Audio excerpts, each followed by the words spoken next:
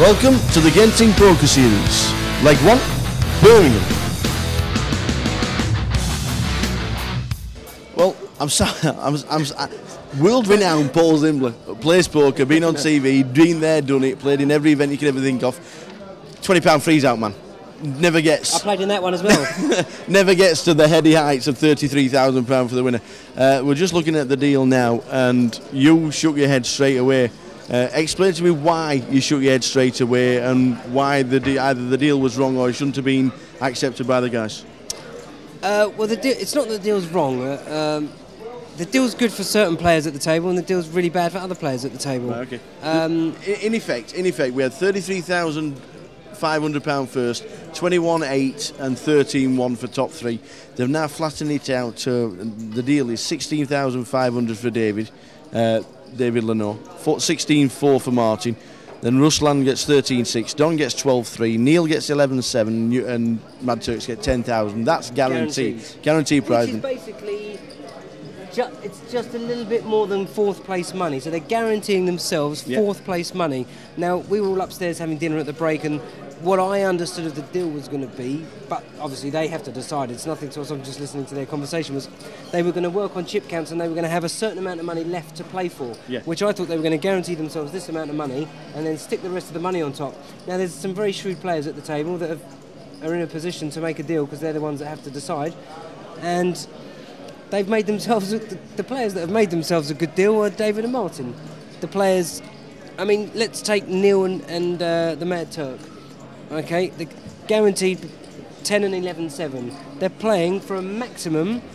The Turk can only win 13,000 plus a seat, plus the trophy. Okay, all the rest of it. But he can only win 13,000. 13,000, if we just look back up there, is less than third place money. So, if he was allowing himself the other 8 grand to play for, he could win 18 grand. Okay, that's less than second place, but there's 6 players left at the table. That's a good deal. It's play to win. Let's all play to win. I mean, they've structured it here that next out gets another monkey. The one after 700, 750. 750, £1,000. What difference? We're at 10. We've all got guaranteed 10 grand. Why they're playing to make another 5? So he's not getting 10,000. He's actually guaranteed 10,500 because the next one out gets 500 quid. So that's ridiculous. So he's guaranteed 10,500, but he can only win a max of 13. Correct. Right. I love the Mad Turk, and he was doing well to do a talk. But the truth is, he's short stacked too. Let's look at the other side of the coin. 6th place, if we look back at the screen, 47, 45. It's less than 5 grand. So if, I mean, the blinds are big. He's got 10 big blinds, and he's guaranteed himself to get double what he was going to get if he went out next anyway. So it's all well and good to look at one side of the coin where he's done himself out of a few quid, but he's guaranteed himself 10.5 grand, which is over double what he's going to get if he went out. You know, he'll feel a bit sick if he trebles up and doubles up and doubles up, and all of a sudden he's got 3 million chips. But you know, when you make a deal, you have to know inside of yourself, if you're not happy, play for it. Playing for it's also good in a way because. Do you need to catch that? No, we're sorry. We're on his way because right now. Thanks about talking for the deal. We could have talked for hours about it, but not the best deal apparently. Well, no, it's a good deal for everybody. I just wouldn't do that deal. Okay, straight over to the table. King Queen against pocket fives. Who's got the pocket fives, David? C8. C. The pocket fives beat Queen King. The pocket fives for Neil against Martin Donahue.